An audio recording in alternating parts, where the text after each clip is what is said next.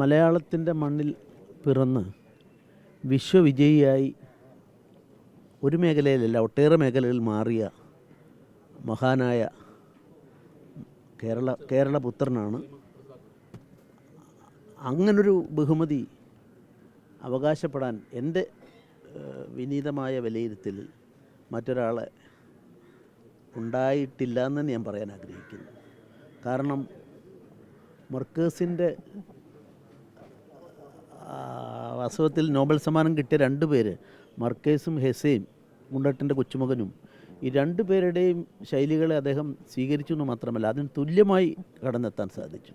ഇപ്പോൾ എഴുത്തിനെ പറ്റി പറയുമ്പോൾ തന്നെ ആൾക്കൂട്ടത്തിൽ തനിയെ എന്നുള്ളത് മർക്കേഴ്സിൻ്റെയാണ്. മർക്കേഴ്സിൻ്റെ അത് എന്നോട് പലപ്പോഴും നമ്മൾ സംസാരിക്കാറുണ്ട്. വലിയൊരു ഒരു ആരാധനാ മനോഭാവത്തോടെ അദ്ദേഹം കണ്ട അപൂർവം ഗതിയുള്ള ഒരാളായിരുന്നു. അങ്ങനെയാണ് ആൾക്കൂട്ടത്തിൽ അദ്ദേഹം തന്നെ പറയുന്നത്, ഞാൻ എഴുതുമ്പം എൻ്റെ മുമ്പിൽ എഡിറ്ററില്ല, അനുവാചകരില്ല, എഴുതാതിരിക്കാൻ വയ്യാത്തതുകൊണ്ട് ആ എഴുതുമ്പം ആൾക്കൂട്ടത്തിൻ്റെ ആരവങ്ങൾക്കിടയിൽ നിന്നുകൊണ്ട് എഴുതാനാണ് എനിക്ക് താല്പര്യമെന്ന് പറഞ്ഞ ഇത്രയും സമഗ്രതയിൽ സാഹിത്യത്തെ മുഴുവൻ സാംശീകരിക്കുകയും അതിനുശേഷം അദ്ദേഹത്തിൻ്റെ സവിശേഷതയായി മുഴച്ചു നിൽക്കുന്നത് എന്തിനോടുമുള്ള സാമൂഹ്യ ജീവിതത്തിലുള്ള പ്രതിബദ്ധതയാണ്. അദ്ദേഹത്തിൻ്റെ മൗനം തന്നെ ഏറ്റവും വാചാലമാണ്. മൗനത്തിനൊരു വ്യാഖ്യാനം നൽകാൻ ശ്രമിച്ചാൽ അല്ല ഏറ്റവും കൂടുതൽ നമുക്ക് ആശ്രയിക്കാവുന്ന ഒരു വ്യക്തിത്വം അദ്ദേഹത്തിൻ്റെയാണ്. അദ്ദേഹത്തിൻ്റെ മൗനത്തിന് ഒരുപാട് അർത്ഥതലങ്ങളുണ്ടായിരുന്നു. ഇത് എന്നെ സംബന്ധിച്ചിടത്തോളം എൻ്റെ 2 പതിറ്റാണ്ടുകൾക്ക് മുമ്പ് കാലദാനം എന്നൊരു കവിതാസമാരം ഞാൻ എഴുതി. എനിക്ക് അദ്ദേഹത്തിന് കൊടുക്കാൻ വാസ്തവത്തിൽ അദ്ദേഹം എപ്പോഴും വൃത്തത്തെ ഉൾക്കൊണ്ടുകൊണ്ടുള്ള അക്കിത്തത്തിനോടൊപ്പം വൃത്തത്തിൽ കൂടെ കവിതകളെ കാണുന്ന ആളായിരുന്നു. പക്ഷെ എനിക്ക് എൻ്റെ എല്ലാം എൻ്റെ കവിതാ സമാഹാരം വൃത്തലംഘനങ്ങളുടെ ഘോഷയാത്രയായിരുന്നു. പക്ഷെ ഞാൻ ഇങ്ങനെ പറഞ്ഞിട്ട് കൊടുത്തപ്പം അത് എഴുതുന്ന അവതാരികയാണ് എൻ്റെ ജീവിതത്തിലെ ഏറ്റവും വലിയ പ്രചോദനം. എന്തെങ്കിലും ഞാൻ എഴുതിയിട്ടുണ്ടെങ്കിൽ അതിൻ്റെ പ്രചോദനം അദ്ദേഹമാണ് എന്ന് കരുതുന്നു. എന്നോടൊരു വാത്സല്യമായിരുന്നു. ഞാൻ ഓർക്കുന്നു, ഉന്നത്തിൽ കുഞ്ഞെന്നുള്ള രേഖപ്പെടുത്തിയിട്ടുണ്ട്. ഒരിക്കൽ ബേപ്പൂരിലെ കാൻഡിഡേറ്റായി വരുമ്പോൾ ഞാൻ ആ രാഷ്ട്രീയ പ്രസ്ഥാനത്തിൻ്റെ അമരക്കാരിലൊരാളാണ്. ആ സമയത്ത് പുന്നത്തിൽ കുഞ്ഞത്തിൽ എഴുതിയിട്ടുള്ളത് എം ഡിയോട് ചോദിച്ചു. എം ഡി പറഞ്ഞു, നിങ്ങൾ ആ പാർട്ടിയിലേക്ക് പോകുന്നതിനൊന്നും എനിക്ക് യോജിപ്പില്ല, പക്ഷെ അതിൽ ഇങ്ങനെ ഒരാളെ എന്ന് പറഞ്ഞാൽ എൻ്റെ പേരെടുത്ത് പറഞ്ഞിട്ട് നല്ലവനായ ഒരു മനുഷ്യനുണ്ട് അതിൽ എന്ന് പറഞ്ഞത്. അതുപോലുള്ള ഒരുപാട് കാര്യങ്ങൾ വ്യക്തിപരമായി എൻ്റെ പിന്നൊരു പുസ്തകത്തിൻ്റെ അദ്ദേഹം ഒരു 6 കൊല്ലം മുമ്പ് എഴുതിയിട്ടുണ്ട്. പിന്നെ അതിനൊക്കെ അപ്പുറത്ത് പുതിയ എഴുത്തുകാർക്ക് വേണ്ടി തുടങ്ങിയ സർഗവസന്തം 3 കൊല്ലം അത് കൊണ്ടുപോകാൻ സാധിച്ചു. അതിൻ്റെ എം പി വീരേന്ദ്രകുമാറും സി രാധാകൃഷ്ണൻ സാറും ഇദ്ദേഹവും 3 പേരായിരുന്നു അതിൻ്റെ 3 കൊല്ലത്തെയും. കാരണം സാമ്പത്തികമില്ലാത്ത കഴിവുള്ള ആളുകളെ എഴുതി സി കെ മേനോനായിരുന്നു അതിൻ്റെ സാമ്പത്തികം ചിലവാക്കിയിരുന്നു. അതിൽ എം ഡി ആയിരുന്നു.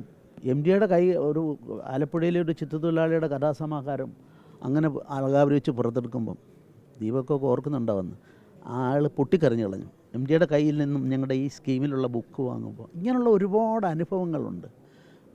നമ്മളെല്ലാം അദ്ദേഹം അങ്ങനെ ആവശ്യമില്ലാതെ വ്യക്തിപരമായുള്ള ചർച്ചകൾക്കും അതുപോലെ വിമർശനങ്ങളും, കേരളം വിവാദങ്ങളും അപവാദങ്ങളും നല്ലോണം തടിച്ചു വളരുന്ന നാടാണ്. പക്ഷേ അതിലൊന്നും പെടാതെ ഫൈറ്റ് ചെയ്യുന്നു. അതേസമയത്ത് ലീഗലായിട്ട് ഫൈറ്റ് ചെയ്യേണ്ട രംഗത്ത് വന്നപ്പോൾ അദ്ദേഹം മാറി നിന്നിട്ടുമില്ല. ഫൈറ്റിൻ്റെ വന്ന സാഹചര്യം ഞാൻ അതിലേക്കൊന്നും കടക്കുന്നില്ല. അപ്പോൾ ഒരു സമഗ്രതയിൽ അദ്ദേഹത്തെ ദർശിക്കുക ഒരു കാലഘട്ടത്തിൽ എനിക്ക് തോന്നുന്നു ഇത്തരത്തിൽ സാഹിത്യം മാത്രമല്ലല്ലോ, അദ്ദേഹത്തിൻ്റെ സംബന്ധിച്ചിടത്തോളം സിനിമാ മേഖലയുണ്ട്. അതിനേക്കാളൊക്കെ അപ്പുറത്ത് അദ്ദേഹം നല്ലൊരു സാഹിത്യത്തിൽ തന്നെ നമ്മൾ അദ്ദേഹത്തിൻ്റെ നോവലുകളും കഥകളുമാണ് പറയാറുള്ളത്. പക്ഷെ അദ്ദേഹത്തിൻ്റെ സമാഹാരങ്ങൾ നോക്കിയാൽ തന്നെ ആനുകാലികമായ ഏത് സാഹിത്യത്തിലേക്ക് ഏത് ചോദ്യത്തിനുള്ള ഉത്തരം അവിടെയുണ്ട്. വിശ്വ സാഹിത്യത്തിലേക്ക് അദ്ദേഹം കൊണ്ടുപോയ മലയാളത്തെ സംബന്ധിച്ചിടത്തോളം വിശ്വസാഹിത്യം ഇത്രയും നെഞ്ചിലേറ്റിയ, അതിനെ സാംശീകരിച്ച, അതിൻ്റെ അടിസ്ഥാനത്തിൽ മലയാള ഭാഷ ഉയർത്തിക്കൊണ്ടുവരാൻ ശ്രമിച്ച ഒരാളെയും കേരളത്തിൽ പകരക്കാരനായി കാണാൻ സാധിക്കില്ല എന്നാണ് എൻ്റെ അഭിപ്രായം. അദ്ദേഹത്തിൻ്റെ അടുത്ത്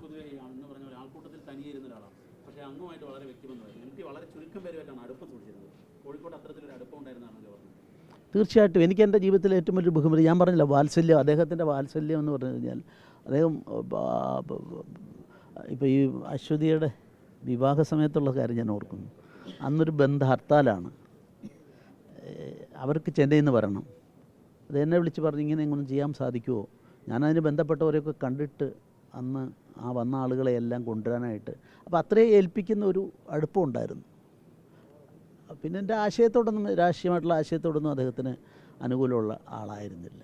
പക്ഷേ അതേ സമയത്ത് അദ്ദേഹം എന്നോട് പറഞ്ഞിട്ടുണ്ട്, ഞാൻ ചെറുപ്രായത്തിൽ ഭാഗവതവും രാമായണ മാസം വരുമ്പോൾ രാമായണം വായിക്കാൻ ഞാൻ പോകാറുണ്ട്, ഞാൻ ഇതിനൊന്നും എതിരല്ല എന്ന് പറഞ്ഞിട്ടുള്ള ഒരുപാട് അനുഭവങ്ങൾ അദ്ദേഹത്തെ സംബന്ധിച്ചിടത്തോളം ഉണ്ട്. കാലത്തിൻ്റെ ഗതിപ്രവാഹത്തിൽ നമ്മളെല്ലാം ഈ ഇവിടം വിട്ടു പോകേണ്ടവരാണ്. അപ്പോൾ ഒരു ജീവിതം പൂർണ്ണമാക്കി, ഒരു പുരുഷായുസ് മുഴുവൻ പൂർണ്ണമാക്കിക്കൊണ്ട് അദ്ദേഹം കടന്നുപോയി. അദ്ദേഹത്തിൻ്റെ വേർപാടിൽ എൻ്റെ ഹൃദയത്തിൻ്റെ അടിത്തട്ടിൽ നിന്നുള്ള വേദനയും അനുശോചനവും ഞാൻ രേഖപ്പെടുത്തുന്നു.